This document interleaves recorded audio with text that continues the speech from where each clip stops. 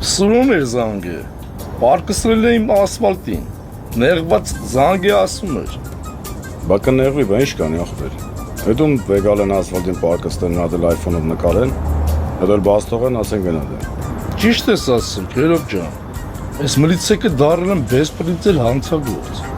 Երբ որ մենք ենք հանցագործություն անում, հետի հասկանալի, ընդունելի է, հետի մեր կյանքն է։ Երբ որ մլիցեկն են անում, հետի արդեն չի դզում, էլի արդեն լրի բեսպրիցել է։ Դրա դեմը ես գիտեմ ոնց կարելի է առնել։ Ու ոնց։ Այն օրը Սուրույն եմ ասել։ Ասել եմ չեք կարում արա պայծեստի մեջ բռնեք մետ ծակեք,